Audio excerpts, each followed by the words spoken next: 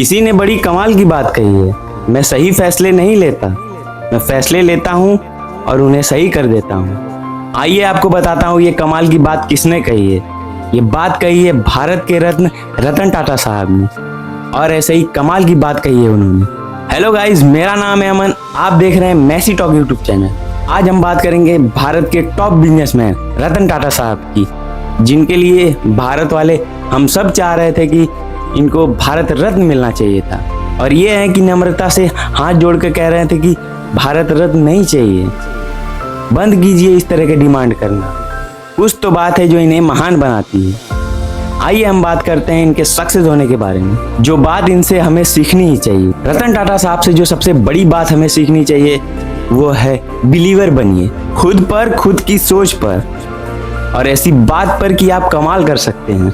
हमारा देश जहाँ पर बैलगाड़ी, घोड़ा गाड़ी वो दौर था, फिर अंग्रेज आए, फिर कार हमारे देश में आई, हमें आज़ादी मिली, उसके बाद हमारे अपनों ने कार लिया, कार में घूमना शुरू किए, लेकिन इस बात पे किसी में बिलीव नहीं था कि कार को पूरी तरह से भारत में बनाया जा सकता है। रतन टाटा साहब ने जीरो से लेकर आखिर तक एक कार बनाने का सपना रखा। भारत में ही उस कार को बनाना चाहते थे, भारत की अपनी कार बनाना चाहते थे। 1998 में 1998 में अपनी स्वदेशी car India first indica launch की। बहुत सारे लोग ने खरीदा, बहुत सारे लोगों ने प्यार दिया, जो भारत की अपनी कार थी। ये एक सपना था जो रतन टाटा साहब ने देश के लिए संजोया था। यही सीखने को मिलता है कि सबसे पहले अपने ऊपर बिलीव करना शुरू कीजिए। एक बार मुंबई में बारिश हो रही थी, रतन टाटा साहब अपने कार में थे और रेड लाइट पे रुके हुए थे। तभी उन्होंने देखा स्कूटर पे एक परिवार आता है और फटाफट से फ्लाईओवर के नीचे जाके रुक जाता है। रतन टाटा साहब ने जब उस फैमिली को देखा तब उनको लगा कि क्यों ना ऐसी कार बनाई जाए जो मिडिल क्लास फैमिली के लिए हो। भारत के जो मध्यम वर्गीय परिवार हैं वो भी अफोर्ड करें, 2 व्हीलर के बजाय 4 व्हीलर में ज़्यादा सेफ महसूस करेंगे। एक छोटा सा ख्याल था और वो चाहते थे कि कम से कम पैसों में एक अच्छी सी कार बनाएं। एक रिपोर्टर ने इंटरव्यू के दौरान पूछा कि साहब आप कितने रुपए में कार बनाएंगे। ड्रीमर बनने से पहले बिलीव रखना शुरू कीजिए, भरोसा रखना शुरू कीजिए। तो उन्होंने अंदाजे से कह दिया 1 लाख के लगभग मैं सोच रहा हूँ, और वो इंटरव्यू जंगल में आग की तरह फैल गया। लोगों ने कहा लखतकिया कार टाटा साहब लेकर आ रहे हैं। अब उनके लिए चैलेंज था कि 1 लाख में कार बनाना है। टाटा नैनो नाम की एक कार आई, बहुत लोगों ने खरीदा, हालांकि वो चल नहीं पाई। रतन टाटा साहब कहते हैं वो जो 1 लाख रुपए का टैग था वो शायद उसके मार्केटिंग पर भारी पड़ गया। ये जो छोटी सी इनकी कहानी है ये जिंदगी की सच्ची कहानी है, टाटा नैनो की कहानी। ये पता है क्या सिखाते हैं? सबसे पहली बात, दुनिया में किसी भी ऊंचाई तक पहुंच जाना, लेकिन इमोशनल बने रहना, इमोशंस को अपने अंदर जिंदा रखना, हर उस व्यक्ति के बारे में सोचना जो कहीं ना कहीं दिक्कत में हो। दूसरी बात, भारत में हुई जो दूसरी कार कंपनी, उनको भी लगा कि हम भी मिडिल क्लास फैमिली के लिए कोई कार लेकर आए। जिनके प्राइजेस बहुत हाई थे वो अपने प्राइजेस नीचे लेके आए।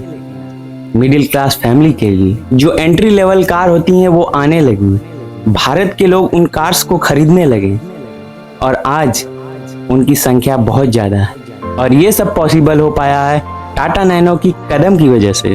और तीसरी बात जो है, कई बार सक्सेस आपका जवाब लोगों को देगा, इसीलिए सक्सेसफुल बनिए।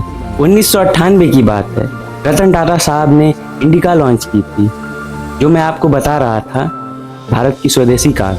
जो वो रिस्पांस चाह रहे थे वो मिला नहीं, धीरे धीरे कंपनी घाटे में जा रही थी, और बात इस नौबत तक आ गई थी कि ये कंपनी बेच देते हैं, ये कार वाला बिजनेस को किसी और को बेच देते हैं। तो एक मीटिंग फिक्स हुई फोर्ड कंपनी के बिल फोर्ड साहब से, और इस मीटिंग में रतन टाटा साहब आए और मीटिंग शुरू हुई। जो बिल फोर्ड थे उन्होंने जो कहा वो रतन टाटा साहब को एक तरह से अपमान कर रहे थे। वो कह रहे थे कि जब आपको आता नहीं है बिजनेस करना, कि कार का बिजनेस करते कैसे हैं, कुछ अता पता नहीं है, आपने इस बिजनेस में कदम क्यों रखा। और आज हम आपकी कंपनी खरीद के आपके ऊपर बहुत बड़ा एहसान कर रहे हैं। जब ये बात कही बिल फोर्ड ने रतन टाटा साहब को, तो दिल में चुभ गई।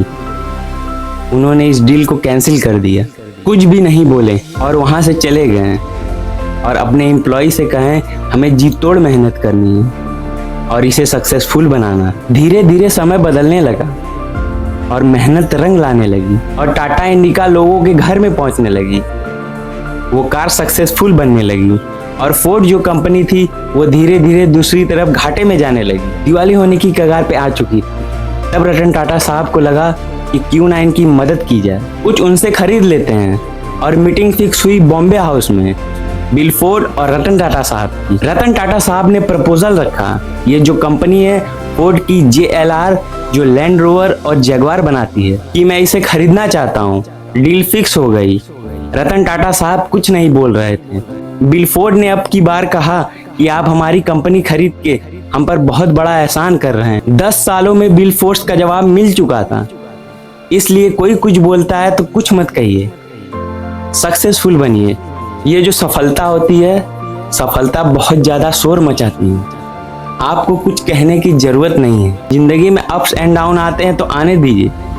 ECG में स्ट्रेट लाइन का मतलब होता है कि हम मर चुके हैं। आप तेज चलना चाहते हैं तो अकेले चलिए, आप दूर तक चलना चाहते हैं तो सबके साथ चलिए।